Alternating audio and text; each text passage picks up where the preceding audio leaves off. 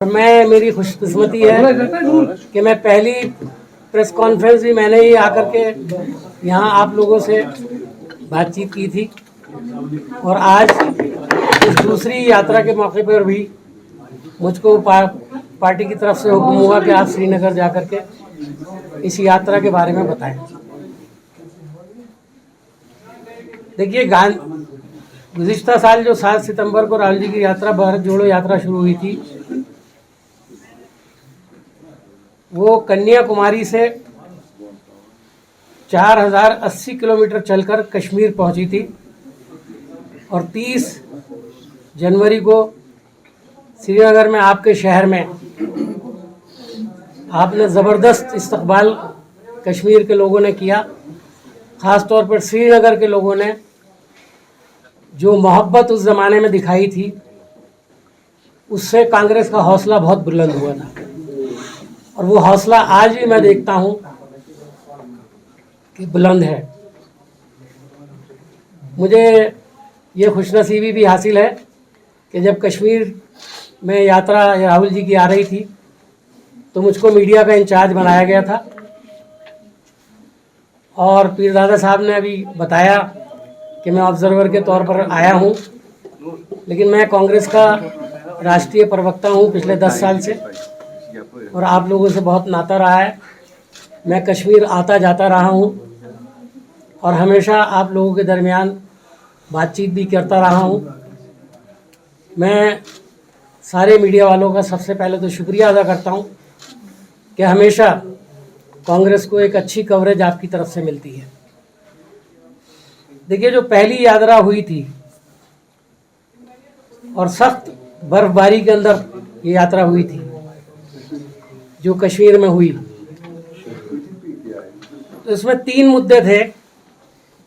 एक अदम मसावत यानी गैर बराबरी, दूसरा मुद्दा था समाजी पोलराइजेशन, जो सरकार की तरफ से, आरएसएस की तरफ से, भारतीय जनता पार्टी की तरफ से मुल्क के अंदर नफरत का माहौल पैदा किया गया, उसके खिलाफ राहुल जी ने जिस तरह से आवाज़ उठाई। और तीसरा, जो एक सियासी डिक्टेटरशिप आहिस्ता आहिस्ता मुल्क के अंदर डेवलप हो रही है, उसको राहुल जी ने इस यात्रा के दौरान उठाया। आपको याद होगा, ख़ास तौर पर जो नारा राहुल जी ने लगाया, नफ़रत के बाज़ार में मोहब्बत की दुकान खोलने के लिए, उसने करोड़ों हिंदुस्तानियों के दिलों को जीत लिया। और मैं समझता हूं कि पिछली यात्रा का सबसे बड़ा असर ये हुआ था कि एक आम चर्चा इस बात की होने लगी थी कि मुल्क के अंदर जो नफ़रत फैल रही है, मुल्क के अंदर जो बेरोज़गारी फैल रही है, मुल्क के अंदर जो इकोनॉमिक माशी बर्बादी फैली हुई है, उस पर अवाम ने अपना पूरा रिएक्शन दिखाया। अब 14 जनवरी से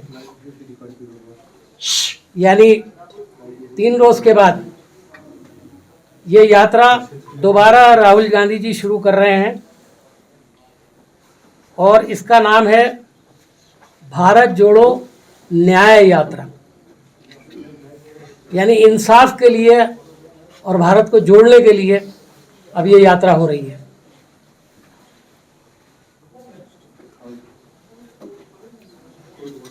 इस यात्रा में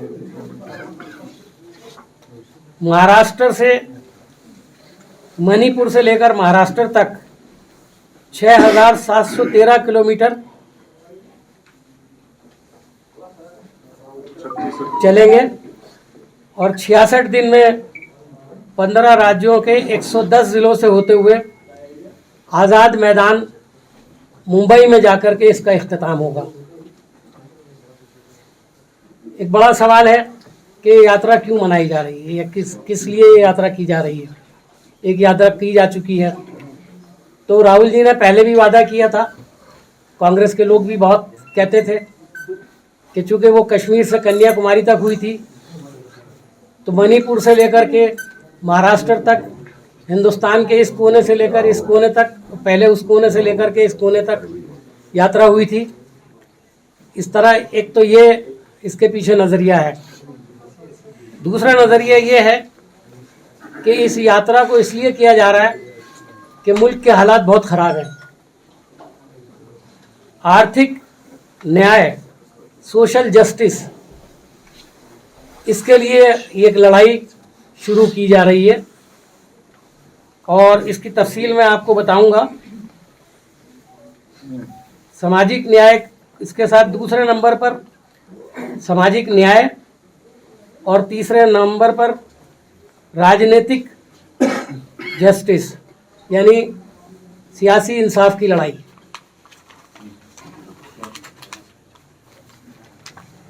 हमारे सलीम साहब आपको एक तफसीली ईमेल आपको फ़ौरन भेज देंगे, उसके अंदर सब तफसील आपको मिल जाएगी जो प्रेस कॉन्फ्रेंस में हम कह रहे हैं। मैं तो मुख्तसर तरीके पर आपसे कुछ बातें शेयर कर रहा हूँ। इकोनॉमिक जस्टिस में सबसे बड़ा मुद्दा है बेरोजगारी का, नौजवानों का,